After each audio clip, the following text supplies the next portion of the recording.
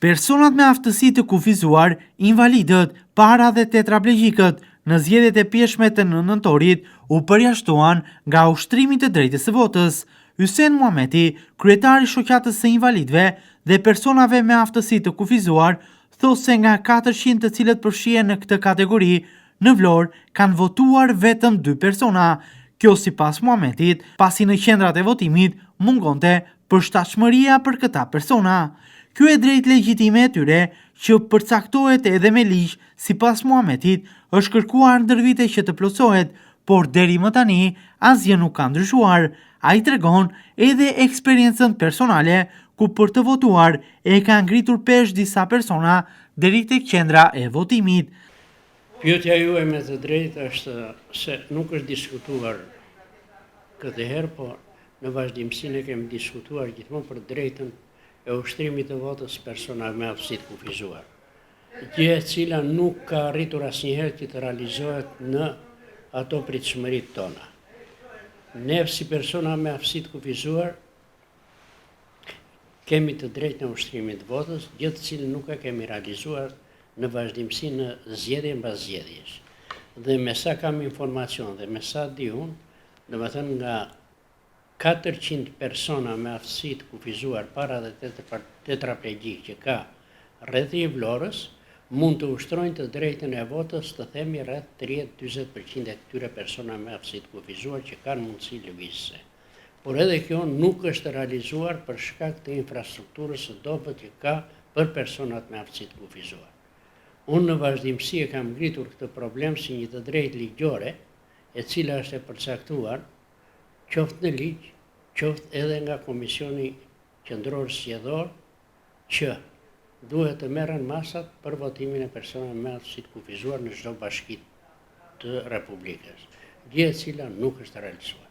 U tentua në zgjedhjet e 11 majit, këtu tek Pallati i Kulturës, u vendosën një aty rampa në ambientet e brendshme, po jo jashtë, tek galeria, por dhe ato nuk ishin vendosur në vendet ku do të votonin personat me aftësi të kufizuar, por ishin vendosur në vend tjetër.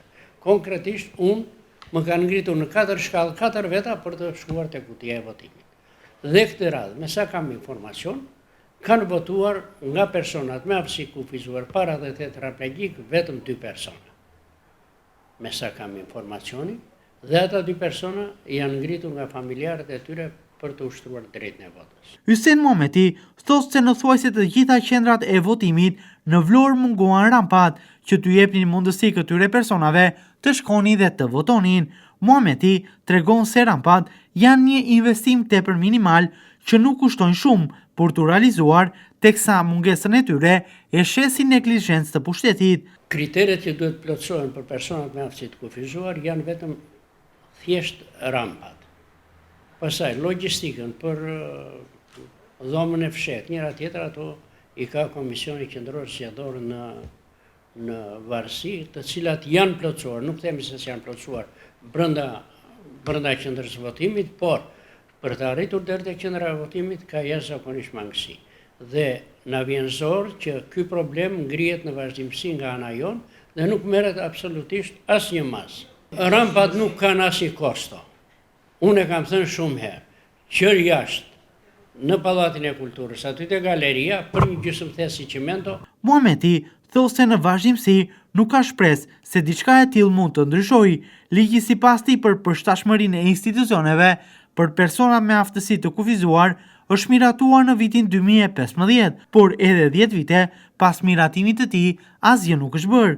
Nuk kam shpresë sepse që në vitin 2015, në bazë të ligjit 1037 për përshtatshmërinë për personat me aftësi të kufizuar, është folur dhe është detyrë imediate e të gjithë institucioneve shtetërore, private dhe domethënë në çfarëdo lloj institucioni tjetër duhet që të ekzistojnë rampat për personat me aftësi të kufizuar.